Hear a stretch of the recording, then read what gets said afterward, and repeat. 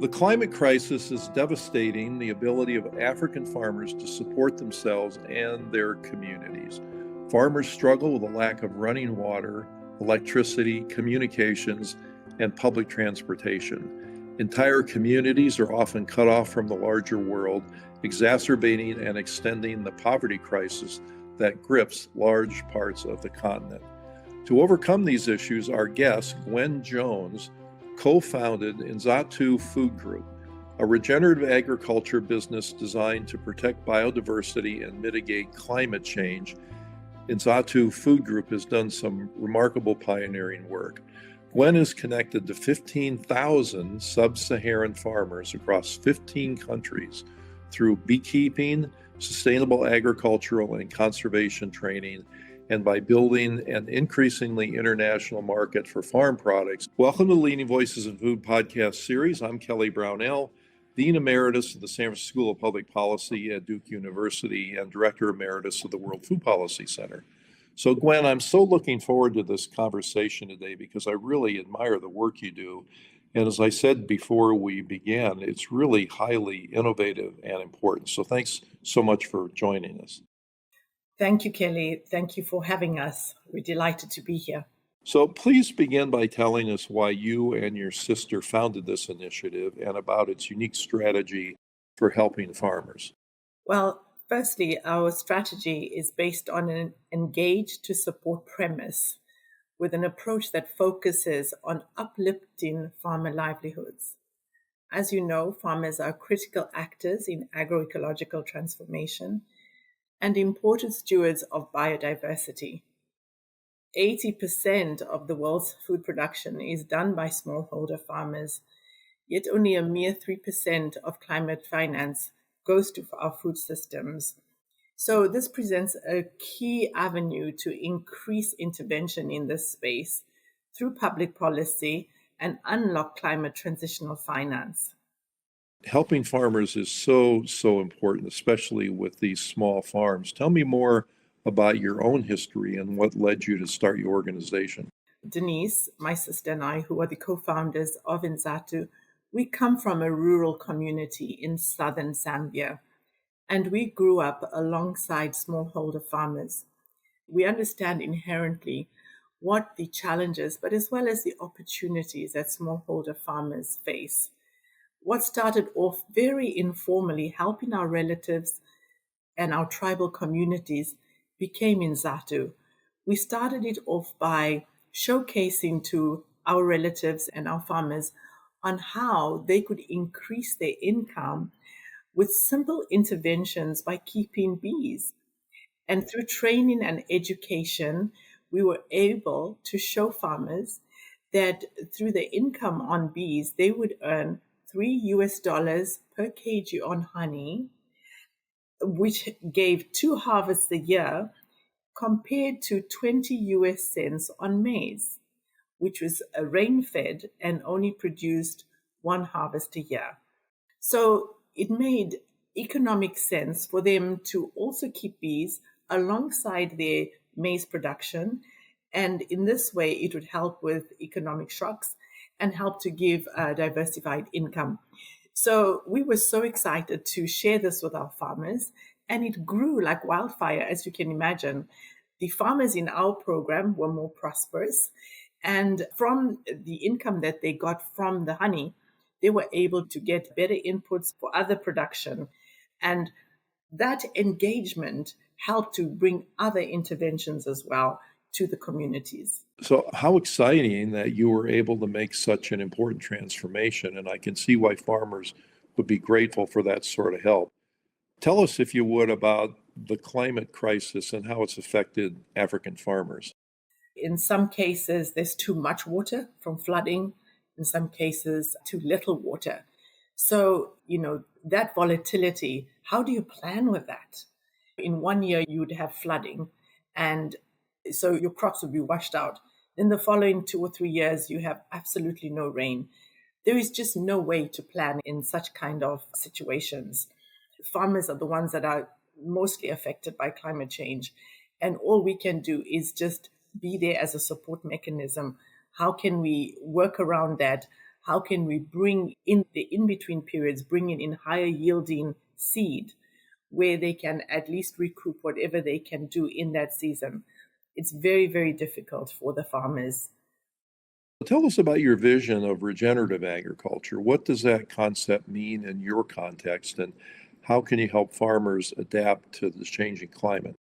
Yes, we started off in a very, very grassroots way. I was always fascinated to understand the ancient grains of Africa. Africa has 26 lost crops. These lost crops are including millet and sorghum and teff and fonio. These are the indigenous grains of Africa, indigenous to the diet, but indigenous to the environment. They're very drought resilient, and also they fix nitrogen into the soil. So they help to bring more resilience and soil health, which is what is lacking in Africa. Across the continent, we have vast soil degradation, which is also contributing to climate change. By reintroducing what is already inherent in the food history of Africa, it's a very key intervention. Sometimes it's the smallest innovation that can bring about the biggest change, is bringing back the food that is indigenous to communities. There is a resistance, though, because our communities have gotten used to maize. I myself are very used to having nshima, which is made from corn, which only offers 3% nutrition. And it's very hard to change that staple to go to, let's say, nshima using sorghum or millet, because the taste is a palate issue. But we have to bring in recipe days. How can we train farmers to use this in their everyday diets? It starts off with that connectivity. How can we help children to take boiled cowpeas to school? Making sure that they can use cowpea flour to make cookies and sausages, and innovative ways to bringing in the recipes on how they can use these crops. It's not enough to just say you've got to, grow the intercrop with ancient grains because of the nitrogen fixing aspect. You've also got to bring that cultural acceptance by connecting with communities and helping them find ways on how they can prepare their food. So when you talk about innovation, it's cuisine innovation as well, not just soil health and using big words like carbon capture, etc. It's also about the everyday tactile innovation in a simple thing like having recipe field days in our communities. You spoke especially about reintroducing, if you would, indigenous grains. Why were they lost in the first place, and what have you done? The crops were lost through commercialization. Maize was introduced as an export cash crop to support the war efforts in Europe. And along that commercialization, the tools and the inputs that were needed to produce maize is what was commercialized. And communities also had to pay the hut tax in maize.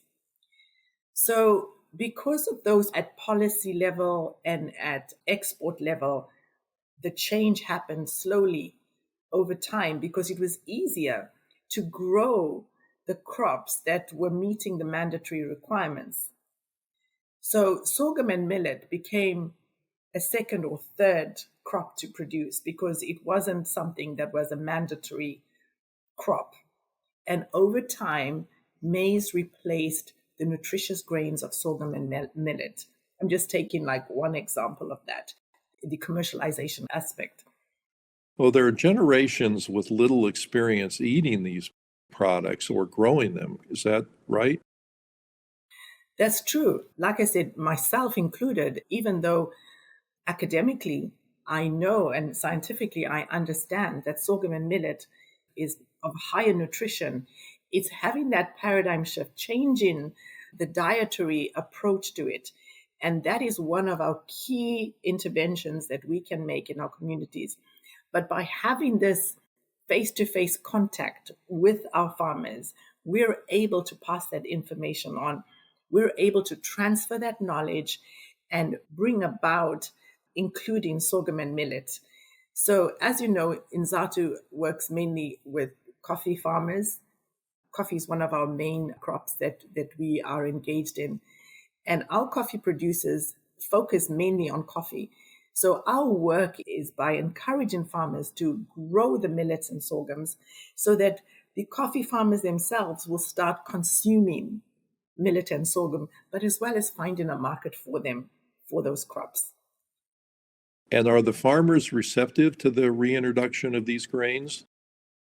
It is challenging because, as you can imagine, how you harvest coffee and how you harvest millet and sorghum is completely different. Millet and sorghums and most of the ancient grains, the grain is very small. So it's having the tools, the harvesting techniques and the weeding techniques. There's so much involved in it. And this is where climate transitional finance can really help. Tell us more about the process. How does your organization go about doing these things? We engage with farmers. Most of the farmers that we're involved in are already practicing mulching and other organic practices and regenerative agricultural practices. It is much more common than we think. Farmers are already conservation in nature because it's inherent in traditional African practices. So what we are doing is we are just really enhancing the knowledge that they already have and bringing out the historical practices. For example, when it comes to wildlife conservation, Africans in the tribal communities are already totemic in nature, meaning that families identify with different animal groups. So there is already an indigenous wildlife conservation that already is practiced for hundreds of years in the village. If your family has a totemic nature of, let's say, kudu, that is an animal that is sacred to your lineage, and you would never hunt that kudu, etc. So that those age-old practices have been there for centuries, and it's really inculcating and bringing back that cultural understanding when it comes to the cuisine, when it comes to the wildlife totemic nature of those communities.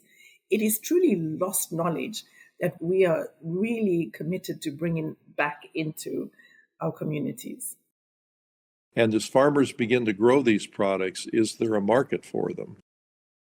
Yes. So this is where I know I get so excited just about the day-to-day work that we're doing, but we are a business. At the heart of it, we really have to make a profit somewhere. And we take product to market. Our team, we have an amazing team across Africa and in Europe and here in the US, as well as Asia. And consumers today become more conscious. They're looking at products that have an environmental and social value. And we communicate this through our brand positioning. Nzatu's brand is about taking that story to the consumer so that we can avail the product on the retail shelves by giving them the story of what happens in the field. Nzatu is the voice of the farmer. We are there to tell the farmer's voice to the consumer so that we can engage with consumers on every retail shelf that we can. As a consumer, I would find it appealing to know more about the history of the grains that I see at the store, or other products for that matter, and about the farmers who grow them. How are consumers responding? Yes, the thing is, how do we communicate? Consumers are more interested in how can we help a single farmer. Yes, there is an interest to know about how do we reduce carbon emissions, etc. But if you can also add the story to it, that by helping a single farmer, you're reducing carbon emissions, you're helping to bring in higher livelihoods, you're helping to bring in increased health and safety measures to the production methods of those products. You're helping to uplift communities. Children are going to school. You're helping to reduce wildlife poaching, all by that single dollar that you are spending on that product. That is what the consumer of today wants to do, is how can I make a difference in the way I live and in the way I consume? And that is our goal with Nzatu, is connecting that story to the consumers today. What are some of the challenges that your organization faces? Yes, the higher the dream, the bigger the challenges. There's so many, ranging from trying to find ways that we can provide better honey straining equipment to our farmers so that they can offer better quality honey. But that's at a very micro level. On a macro level, the challenges are, how do we get to change policy so we can increase climate transitional finance for farmers? As I mentioned earlier, only 3% of climate finance goes to food systems. How can we increase that number? And Kelly, one of the biggest problems that farmers face is with all the EUDR regulations, etc., that are in place now, and scientific-based initiative targets and all. How does a farmer in rural Zambia, how are they able to change their method of production to meet those stringent targets? That takes money. It takes investment in their practices to be able to change from chemical-based agriculture to organically driven agriculture and regenerative agriculture. How do they access the inputs, the seeds, to be able to intercrop with leguminous crops? That takes investment, and then if they're only getting 20 US cents per kg from maize with rain-fed agriculture, how is a farmer supposed to be able to now even think on investing? There is no money. So this is the biggest challenge we face. The smallholder farmers are the stewards of biodiversity. They need to be financed. They need to be equipped to be able to accelerate the change, because really they hold the power in their hands. And for us, this is where it's the most exciting, is if we can support the farmers to do what they need to do out there, then it's a win-win for everyone. It's a win-win for the farmers. It's a win-win for the consumers. It's a win-win for our partners. We're partnered with Art Cafe in Italy, who's our roasting division, and Urban Afrique, who are our logistic partners. So we have the system in place that at every point we have partners that have the same philosophy as we do to support and address climate change. You mentioned investment in agriculture and in financing. Who are the players in this space? Must the funding come from international organizations or from the country governments themselves? The main actors are already in place, like IFC, International Finance Corporation, World Bank, are already channeling that money towards that space. They are committed, they're active in that space. But I would also encourage family offices, climate smart funding, social impact funding, the groups that are involved already in agriculture, the ones that are already engaged and already have the due diligence process in place to actually track that. But also, Kelly, I think that ag tech, it would be a very important component with the technology that exists today, whether it's through blockchain or any type of digital tech finance that can enable this, because it's also tracking, and the data needed to actually support this. So it's an entire ecosystem that we need. Using digital tools to help to map out soil health and how we can improve soil health, right up to the consumer, tracking the story. But at the genesis, how do we finance the innovation on the digital tools? How do we finance better seed? And how do we get it to the farmers in terms of storage? How do we harvest so we can reduce waste? It's an entire ecosystem that is required. There is no one answer. But where does it start? It starts at the top. It starts with the awareness. It starts with telling the story so that we all have a stake in it to change. I was expecting to feel uplifted talking to you today, and this is exactly what happened. The work is inspired and important, and it's amazing what you and your sister have been able to accomplish. I can only imagine the difference you've made in the lives of farmers, plus your work ripples through the entire food system.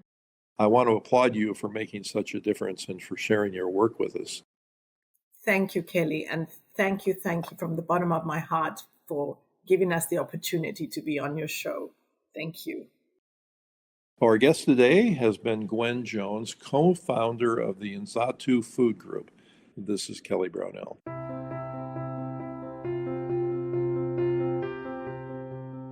Thank you for listening to the Leading Voices in Food podcast. This program is an educational series produced by Duke University's World Food Policy Center with the goal of promoting productive conversation for food systems change. If you would like to subscribe, you can find it on Apple Podcasts, YouTube Music, or your favorite podcast app. Transcripts are also available on the website of the Duke World Food Policy Center.